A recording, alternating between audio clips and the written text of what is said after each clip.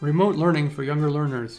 See the link in the description for the blog post with all resources if you're watching this on YouTube. Remote learning for younger learners.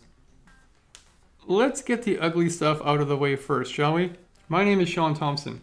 I'm an educational technology specialist, which means I use technology with students and teachers in class to learn important technology skills for communication and collaboration, as well as problem solving and critical thinking. We do this in the context of a unit of study, not as an added thing, learning where to click something. I've been doing this over 20 years as a teacher, keynote speaker, trainer, and coach. I've been mainly focusing on the elementary division, though I have taught all the way up to grade 10 with technology and artistic creative development.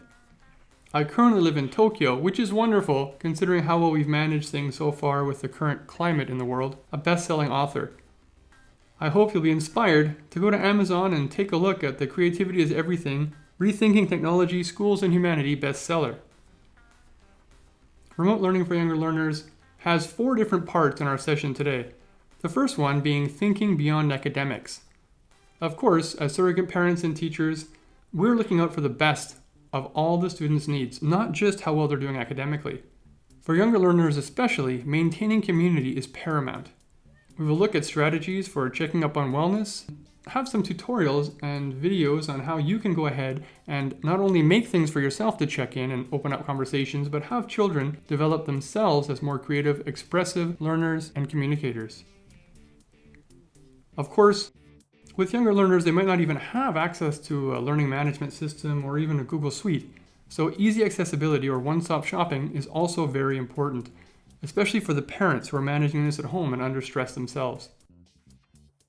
We look at a mix of synchronous and asynchronous scheduling. Synchronous, of course, if children are able to be doing the class work during class time. If they can't, however, we need to maintain normalcy as best as possible. They may be abroad or in different time zones, or have less access to technology. First thing is first. Let's consider this. Less is truly more.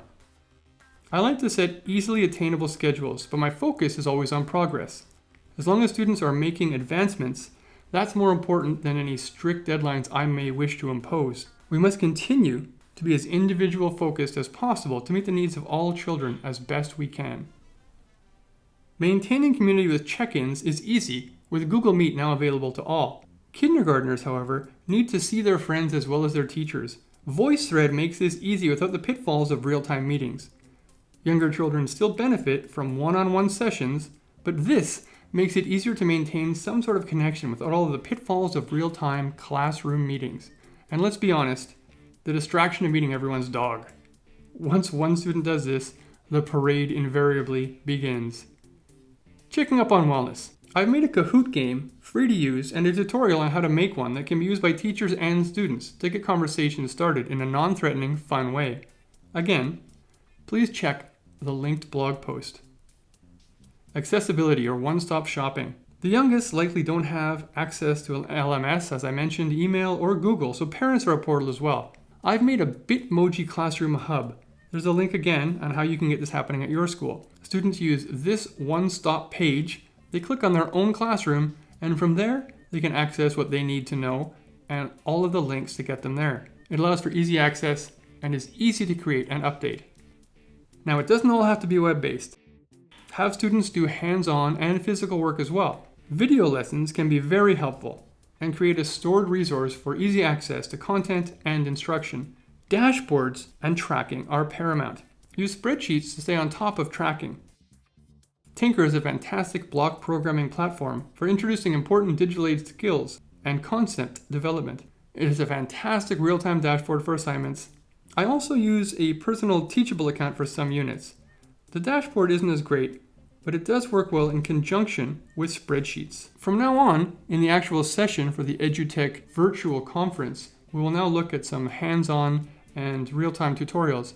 Otherwise, please go through this blog post and find things that can work for you to make things work better for your children.